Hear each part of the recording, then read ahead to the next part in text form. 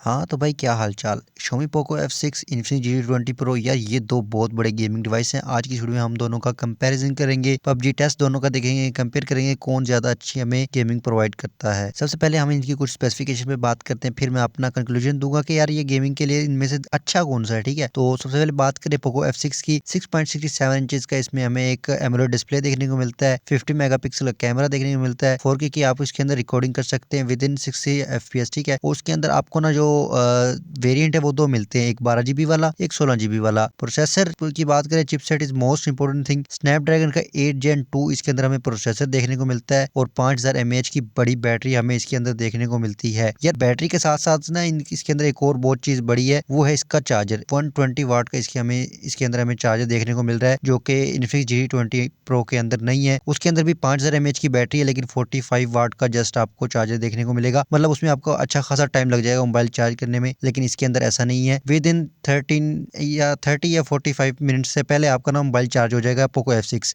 लेकिन GT20 Pro को आपको टाइम लग सकता है, मतलब 1 घंटे से ऊपर ही लगेगा, 1 घंटा 15-20 मिनट लग सकते हैं। ठीक है, तो ये मेरा अंदाजा ही है। ठीक है, उसके बाद बात करते हैं इन्फिनिक्स GT20 Pro के डिस्प्ले की। 6.78 इंचेस का हमें डिस्प्ले देखने को मिलता है। बाई चांस ये पोको F6 से थोड़ा सा बड़ा है, और 108 मेगापिक्सल देखने को कैमरा मिलेगा हमें। 2K की आप रिकॉर्डिंग कर सकते हैं उसके अंदर विद 60 FPS। और वेरिएंट की बात करें तो इसके अंदर 8 GB रैम वाला मिलता है और 12 GB रैम वाला। उसके अंदर 12 और 16, इसके अंदर 8 और 12 GB, ये दो वाले वेरिएंट देखने को मिलते हैं। प्रोसेसर की बात करें तो इसके अंदर एक नया प्रोसेसर आया है, Dimensity 8200 वाला। ठीक है, तो ये एक नया प्रोसेसर है। उसके अंदर स्नैपड्रैगन 8 Gen 2 का थोड़ा ओल्ड प्रोसेसर है, लेकिन वो कहते हैं ना ओल्ड इज गोल्ड। ठीक है, तो वो भी मैं आपको एक चीज बताऊंगा दोनों प्रोसेसर के बारे में। आगे चलते हैं, जहां तक मैंने इसके कलर्स देखे हैं डिस्प्ले के, ओवरऑल जो मैंने चेक की है ना, तो भाई पोको F6 इससे ज्यादा बेहतर है। बाई चांस उसकी स्क्रीन से छोटी है, लेकिन वो ज्यादा ब्राइट कलर्स दिखाता है, आपको ग्राफिक्स भी अच्छे देखने को मिलते हैं। ठीक है, ओवरऑल उसका ना कलर्स डिस्प्ले अच्छा है। लेकिन गेमिंग की बात करें तो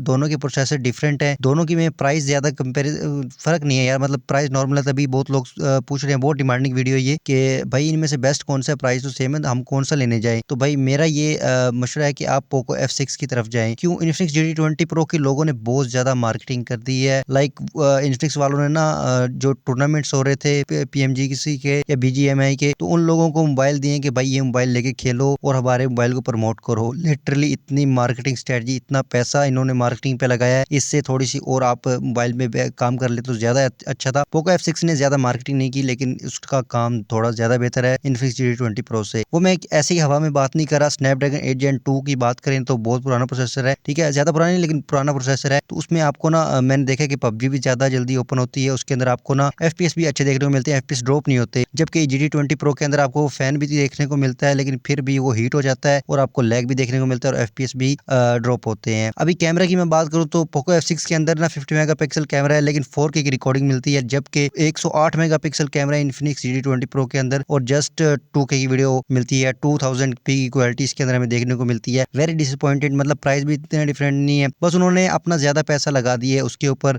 मार्केटिंग पर, जिसकी वजह से उन्हें ये प्राइस देंगे। इतना ज्यादा महंगा नहीं है। ओवरऑल बात करें ग्लोबली तो ज्यादा महंगा नहीं है। ठीक है, हर जगह डिफरेंट रेट है इस मोबाइल के। तो बात अगर गेमिंग की करें तो मेरे ख्याल में पोको F6 इससे ज्यादा बेहतर है। गेम में इतनी ज्यादा कोई उसमें लैग भी देखने को नहीं मिलते। 120 FPS इन्फिनिक्स GT20 Pro पे अगर आप लगा के खेलते हैं तो आपको बहुत ज्यादा लैग देखने को मिलता है। ये जस्टिफाई नहीं करता ये प्रोसेसर उसके लिए कि आप उसके अंदर 120 FPS खेलें। जबकि आप पोको F6 के अंदर पोको F6 Pro के अंदर ये चीज कर सकते हैं, मतलब 120 FPS लगा सकते हैं, तो वो आपको मजा भी कराएगा। जी हाँ, आप इसके दोनों के अंदर 120 FPS चला सकते हैं, लेकिन GT20 Pro के अंदर आपको ज्यादा कुछ नहीं मिलेगा। 120 FPS के अंदर आपको तंगी होगी इसके अंदर। ठीक है, तो पोको F6 इस रिव्यू में जीत गया पबजी टेस्ट में। कंपैरिजन में पोको F6 इसमें जीत गया, कैमरे के लिहाज से भी, डिस्प्ले के लिहाज से भी और पबजी के भी लिहाज से भी। गेमिंग रिव्यू देखा जाए तो हर जगह से Poco F6 Infinix GT20 Pro से जीत चुका है। तो आई होप सो वीडियो आपको पसंद आई होगी। मिलते हैं नेक्स्ट वीडियो में, तब तक के लिए अल्लाह हाफिज़।